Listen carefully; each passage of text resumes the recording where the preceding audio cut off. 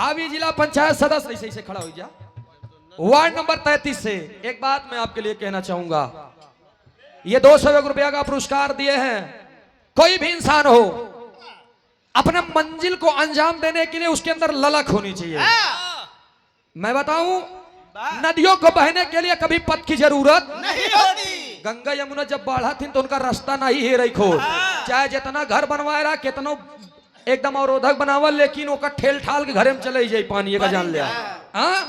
तो नदियों को बहने के लिए कभी पथ की जरूरत नहीं होती और सत्य बोलने के लिए कभी शपथ की जरूरत नहीं होती। जो बढ़ते हैं अपने मजबूत चट्टान जैसे इरादों से, उन्हें आगे बढ़ने के लिए कभी रथ की जरूरत नहीं होती। एक जोरदार ताली बजा करके आप लोग सम्मान कर दीजिए हमारे नेताजी का। नेताजी हैं न कहाँ? वहाँ है ना। हाँ, एक बार खड़ा हो गया तनी देख लें सब, क्या बात है। जोरदार ताली बजा के सम्मान करा। ढेर जने सूरज यदुवंशी के नाम पे वैसा लूटा था यहाँ जान लिया। ढेर फोन यूट्यूबर के लगे जा था। खैर यूट्यूबर भाई हमारे बहुत प्रिय हैं, लेकिन एक शिकायत बा, बहुत फोन आवत हमारे लगे, बहुत हैरान कही देती हमारे आयोजक के।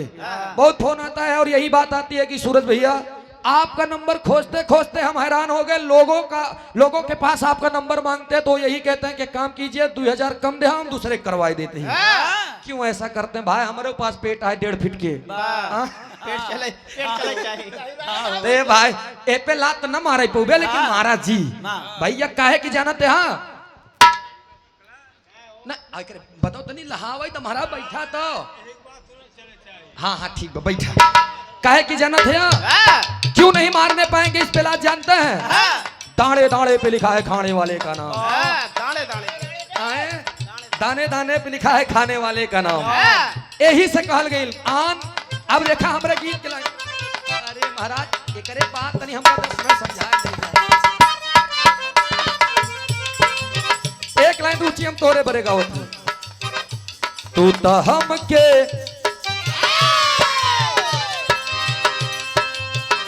तू तो हमके मुआ देले बाड़ू।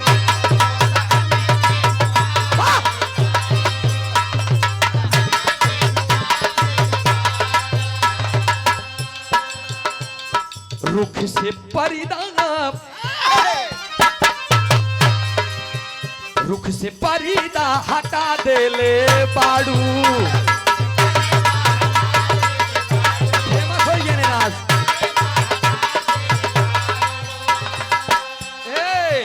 आज अच्छा कति दिन बुझा, आज अच्छा कति दिन बुझाता कहे हो रहे मुस्कुरा दिल बाड़ू, हो रहे मुस्कुरा दिल।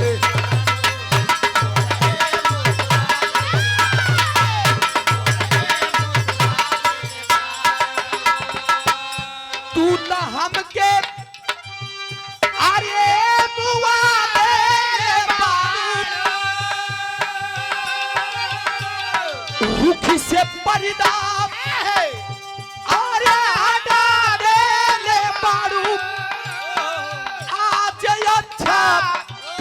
दिन बुझाता कहे हो रहे मुस्कुरा दिल बाड़ू। लेकिन पीने वाला कहता है मैं कदा याद जाए के नहीं खे।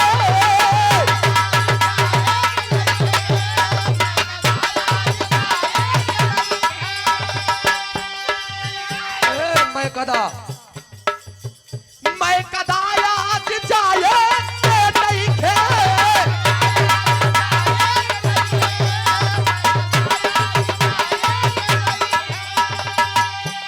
मैं कदा याद जाए क्यों नहीं थे।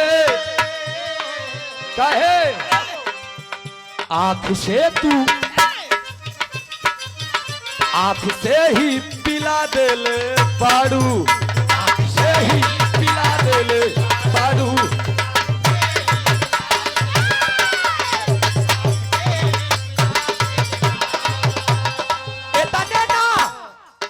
आई जवनिया भइले दारू, आई जवनिया भइले दारू। केहू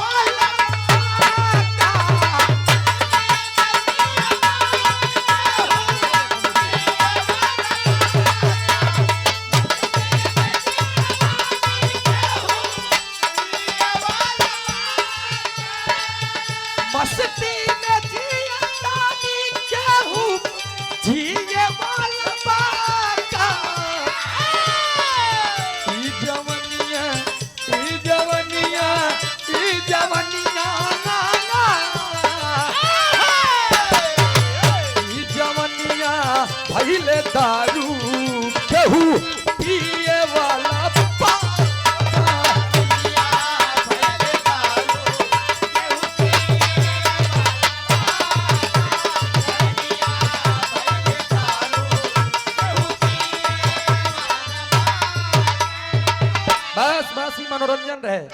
और ये नाटक, ये यूट्यूब का दुनिया है, यूट्यूब के जमाने बा। ये जेका चाहे ओका उठा दे और जेका चाहे बैठा दे। इतने ना अखिलेश भैया, ये जेका चाहे उठाए के बाद सीधा हुआ पहुंचा दे। जब क्लिप काट के डाले ना, हाँ लेकिन ठीक बा, कोनो दिक्कत ना। अब इतना अगर कह दे तो उतना झेले के पड़ी। ऐसे एक लाइन बा कैसे, ऐसा पहेली पार हुआ है,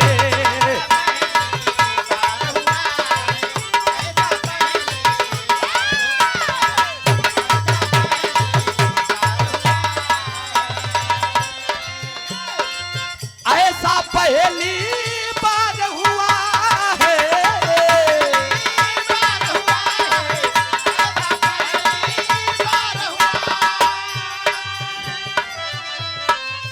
तो अब ऐसा पहली पहली बार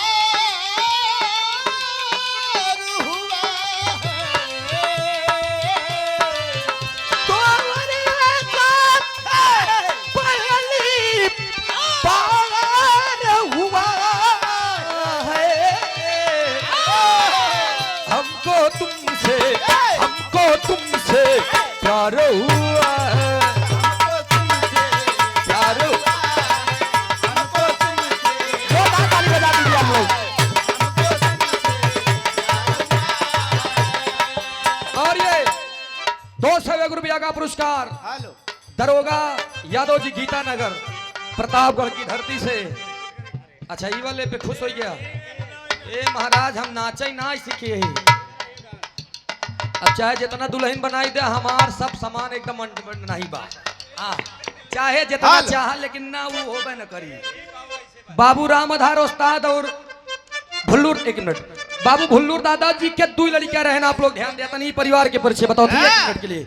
के रहन, बाबू राम आधार उस्ताद राजा रामपाल, राम आधार दादा के हैदर अली जुगनू जी निकलन चला, और राजा रामपाल जी के पेट पोछना लड़का अंतिम में हम निकले। हाँ तो हम भय और मरहूम हैदर अली जुगनू जी भय का गुरु भाई। ढेर जने गुरु भाई के मतलब नहीं जानते हैं, तो अपने गुरु भाई कही देते। और ये 201 रुपया का पुरस्कार गौरी शंकर जी, बहुत बहुत नमन प्रणाम। पूरा खाला नहीं नाचत, हम नाचब महाराज। अरे हम नाचत तो फिर नाचता ही रहा बस। हर जगह नाचत है, आज नहीं नाचत। एमपी बिंद प्रधान रामगढ़ा से बाहर है प्रधान जी। अच्छा एक बात बा प्रधान जी, ये जमाना कितना आगे चला गया। आप लोग को कभी एक जमाना रहा है कि जब गांव में प्रधान जी चला जाए तो लोग छाप लेते हैं। प्रधान जी आएगी ना, अब नियाव हो जाएगी, तब नियाव हो जाए। और हम लोग कक्षा 7 में पढ़ा करते थे तो जी के प्रतियोगिता लेते रहे हम, तरी वो कराती रहे। 50 प्रश्न आए रहने। एक बार 26 नंबर पे प्रश्न था कि गांव का प्रथम नागरिक कौन होता है। 4 ऑप्शन, विधायक, सांसद, प्रधान और जिला पंचायत। तो हम एक बार मन में सोचे हैं गांव का प्रथम नागरिक हो सकता है विधायक जी हो, क्योंकि जब आते हैं तो 10-15 गाड़ी यूं यूं यूं यूं यूं के राइफल वाइफल लेके आवत है। लेकिन तब तक हम प्रश्न दोबारा पढ़ लिया कि गांव का प्रथम नागरिक। याद आ गया कि ओहो जब अगली बगली झगड़ा हो था। तोरे बचपना के याद आई गई, वो कौन चचा? जब तोरे अम्मा बाबू राती की झगड़ा करे। मेरी जेबे बहन ने।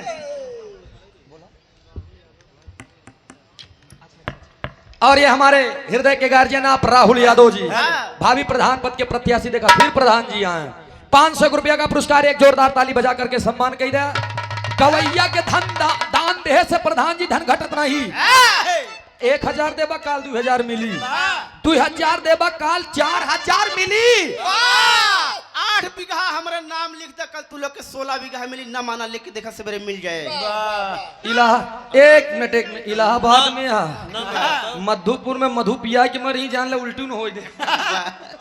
समझे रे यहाँ। और ये 201 रुपया का पुरस्कार प्रधान जी के बाद 26 नंबर पे जब हमारे दिमाग तनी से काम करे तो हम प्रधान पर टिक लगाए दे। एक हफ्ता बाद 2 नंबर मिला। और जब 5 साल और बीता तो डीजे बाजा इलाक प्रधानवा के अरहर में, कोटे दरवा के कोटा में, बीडी सीवा के उखी में। तब हम जानिए कि सबसे ज्यादा विकास तो भोजपुरी दुनिया वाले करत है। संदीप इलेक्ट्रिक एंड इलेक्ट्रॉनिक्स भैया जी के यहाँ टुल्लू, पंखा, घर घंटी, TV, cooler, fridge, washing, bulb, मकान वायरिंग का भी सामान उचित मूल्य पर मिलता है। प्रोपाइटर इंद्रजीत यादव, संजय यादव। पता सरायबिका रोड प्राथमिक विद्यालय के ठीक सामने, मधुपुर बाजार, जौनपुर। 100 रुपया में इतना बड़ा खर्रा हो, कोनो दिक्कत नहीं था। जय कुमार जेसीबी वाले 201 रुपया का पुरस्कार। एक बात जान ले, एनसी बड़ा मुंह क्यों नहीं हो, कितना फटफटा छटपटा, अगर ये चाय लें तो ऐसे उठा ले फटफटावे कर कुछ होई वाला तो जेका खोदवावे खोई बुलाई ले भैया। हाँ, उमेश चंद यादव कोटेदार साहब। अच्छा ये बे नहीं भैया, कोटेदार साहब के तरफ से 201 रुपया का पुरस्कार। सबसे बढ़िया आजादी नहीं लोग के मिली बे।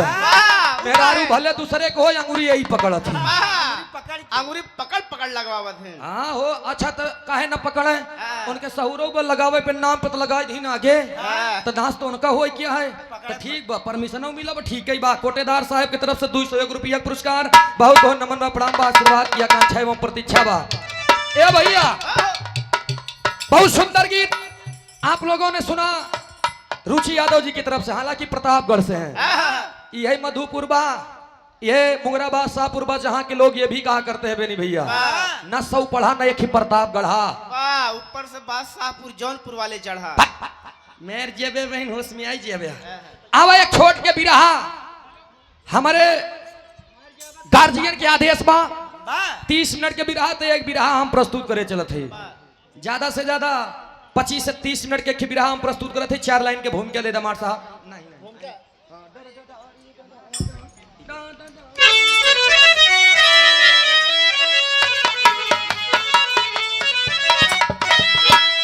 वाह,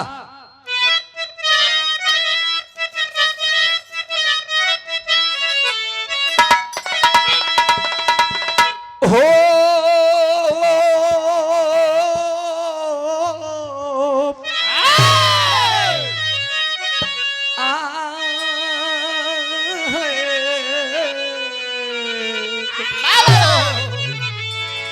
राम जी की है शक्ति हिमालय से ऊंची, कोई तूफान आके इन्हें आजमा ले। वीरताई है इनकी समुंदर से गहरी, अरी दे चुनौती तो उनको डुबा ले। सिर कटेगा मगर सिर झुकेगा नहीं, लहू तेल बनकर करेंगे उजाले।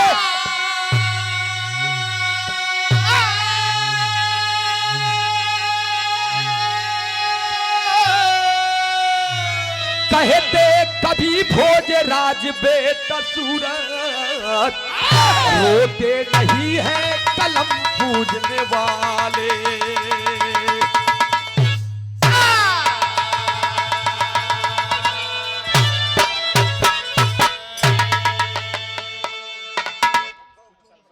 ये भैया, राम जी की है शक्ति हिमालय से ऊंची, अरी दे चुनौती तो उनको डुबा ले। वीरताई है इनकी समुंदर से गहरी, कोई भी चाहे जाके आजमा ले। कहानी हमार कहां से बात केकर बात जानत है, हर लोग जानते हैं रावण मारा गया। ये दुनिया जानत बा, ये दुनिया जानत बा कि रावण मारा गया, राम मार दिए। 31 बाण कारण बना, लेकिन कहीं से यह भी पता लगाना है कि 31 बाण आया कहां से था, 31 बाण दिया कौन था। तरह तरह के बात आप लोगों के मन में उठत हुई, हम बतावत आई। लेकिन तनी आप लोगों के बीच में खाली 20-25 मिनट समय बा, तो हमें एक छोट के हम रहस्य भरी बात बताओ थे। लव और कुश के बाप मर्यादा पुरुषोत्तम श्री राम और लक्ष्मण, राम लक्ष्मण से दशरथ जी, दशरथ से अज और आज के पिता रघु, रघु से कहानी की शुरुआत बा। लैया के छोड़ो थे इनसे कव्वाली के टुकड़ा बमार साहब कैसे।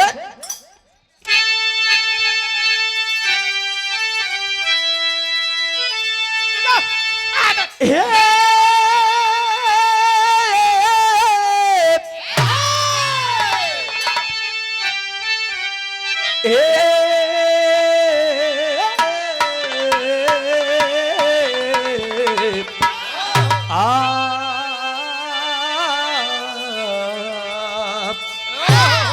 कव्वाली की लाइन मुसलमान भाई के लिए।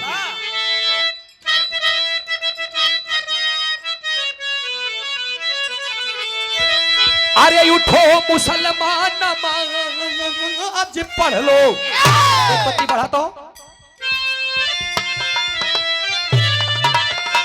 अरे उठो मुसलमान नमाज पढ़ लो। अरे उठो मुसलमान नमाज पढ़ लो। अभी मेरा सर नहीं है। उठो मुसलमान नमाज पढ़ लो।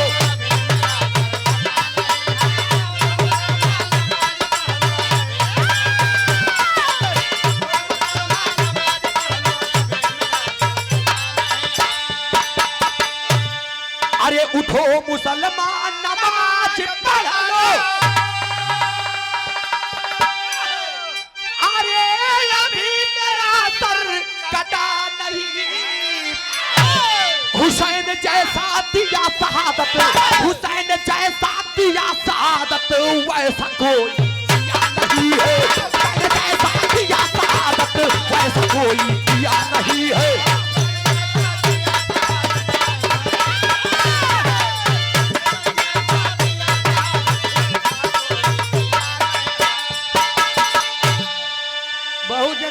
से सुनत होगा कि मरहूम हैदर अली गुरुजी फटका नाई गावत रहे, लेकिन उनकर फटका रसील रहे और पर्दा के अंदर। एक लाइन हम बता दी हैदर अली गुरुजी गा रहे कैसे। अरे दिल से दिल का मेल करने, ये हम निकला था रुचि। बाकी लहरी काका के नहीं तो सीधे उठाई देव रिमोट से, ही वाला नहीं रहा उनका। रहे कैसे। अरे दिल से दिल का मेल करने, दिल दीवाने आ गए। दिल से दिल दिल दीवाने आगे।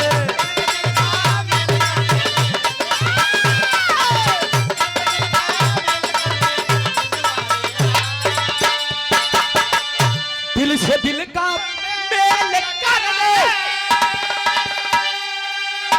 अरे दिल दीवाने आ गए। तुमने ऐसा आंख मारा, तुमने ऐसा आंख मारा, बुढ़े भी सर पा गए। तुमने ऐसा आंख मारा, बुढ़े भी सर।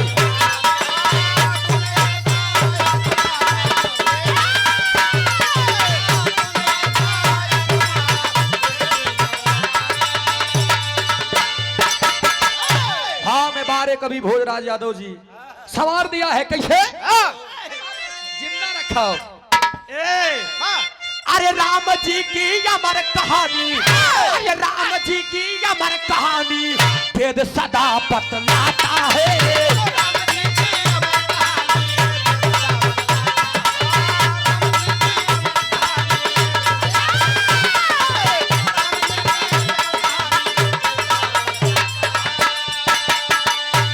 अरे राम जी की अमर कहानी, अरे वेद सदा बतलाता। शालीनता परिपक्व रहे वो, शालीनता परिपक्व रहे वो, इतिहास यही दोहराता है।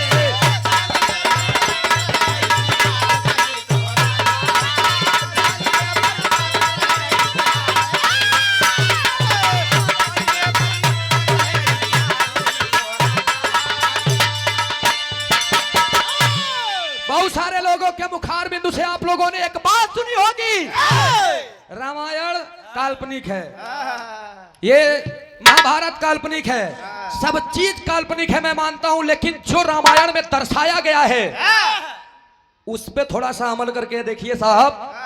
मैं मानता हूं ये रामायण काल्पनिक है। मर्यादा पुरुषोत्तम श्री राम जी 14 वर्ष के लिए वनवास चले गए। छोटे भाई अनुज लक्ष्मण जी, बीवी देखा, बीवियों की भी मैं बात बता रहा हूं। उर्मिला से कहने से पहले लक्ष्मण जी सोच रहे हैं मैं उर्मिला को छोड़ दूंगा तो ये पता नहीं मानेगी कि नहीं मानेगी, लेकिन बार धर्म पत्नी अपने पति के दिल की बात को समझ गई। उनके कहने से पहले उसने कह दिया कि आप जाइए प्राणेश्वर, आप जाइए, मैं आपका इंतजार करूंगी। लक्ष्मण चले गए, पूरा राजपाट छोड़ करके अपने भाई मर्यादा पुरुषोत्तम श्री राम जी, और राम जी पुत्र किसके थे, चक्रवर्ती सम्राट राजा दशरथ के। चले गए। ए! इतने ना वाह। 14 वर्ष के लिए भरत अपने महल में नहीं गए थे दोस्त, बाहर लेटा रहे आयन। बाद में उन्हें बताया गया कि भरत 14 वर्ष के लिए तुम क्यों बाहर रहे? कहें जहां मेरा भाई, मेरा बड़ा भाई मेरे सुख को मेरे लिए, मेरी माँ ने मेरे भाई को मेरे लिए उसने मांगा था ना वर, उसे भी ये एहसास होना चाहिए कि मैं भाई हूँ और भले से वर मांग ली महतारी, लेकिन ऐसा सुख न चाहिए जो हमारे भाई के दुख दे। एक भाई के लिए एक भाई इतना प्यार जता रहा है और अपने तोहरे कलयुगवा में एक बीता बरे एक भाई के ऊपर आई, एक भाई चढ़ के हुमुक दे तो मुहे खून उगुल देता है।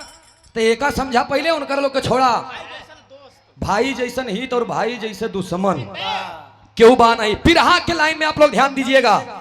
एक बार की बात है, महाराज राजा रघु जी अपने रानी साहिबा को छोटी सी कुटी में छोड़कर चले गए। जंगल में गए हैं तपस्या करने के लिए, और जब जंगल में तपस्या करे के बदे गए उसी समय रावण आराम से घर पे बैठा हुआ है। मन में सपना सजावत है कि चलते हैं आज हम भी जंगल विहार करने के लिए, भ्रमण करने के लिए। और रावण चल दिया, योगी का भेष धारण करके रावण चल लिया। और जब रावण चल लिया तब नजम के भाव में एक लाइन बताओ गई, कैसे?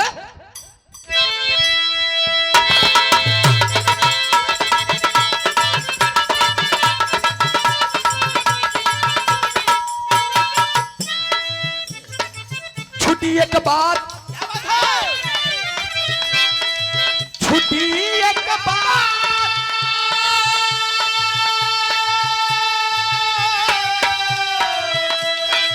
छुट्टी एक बात वेद शास्त्र का बताऊं मैं, छुट्टी एक बात वेद शास्त्र का बताऊं मैं, मिली रामायण से शालीनता दर्शाऊं मैं।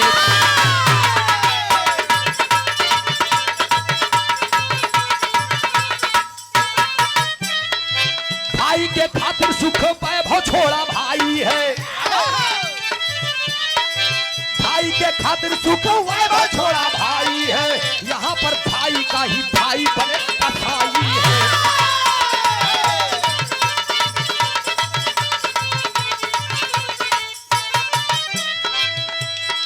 राम के आजा, राम के आजा,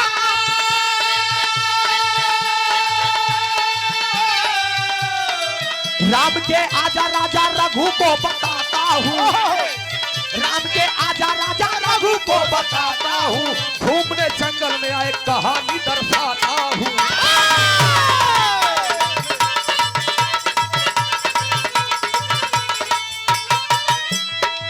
घूमते घूमते आए राजा रघु जंगल में, घूमते घूमते आए राजा रघु जंगल में, घूमते घूमते आए रघु राजा जंगल में, घूमते घूमते आए रघु राजा जंगल में, रावण का मंडल उठा आ गया है मंगल में।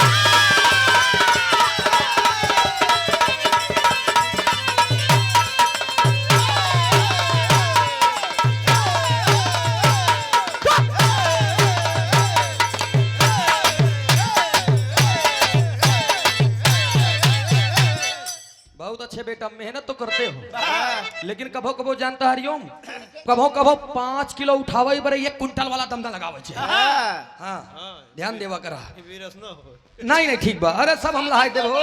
ई वीरेंद्र बहादुर यादव भट्टा मालिक भैया के हमरे ईंट के नाम बा NBY मधुपुर से।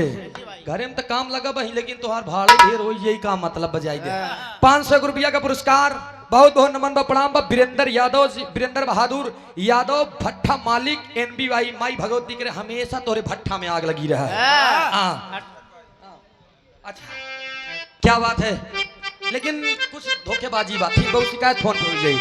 महेंद्र यादव भैया हमरे और धोखेबाजी हमसे पूछ के करिए, ये बहुत अच्छी बात यह है। मादाडी की धरती से बड़ा भव्य कार्यक्रम हुआ था आपके द्वार पे। हमारे महेंद्र भैया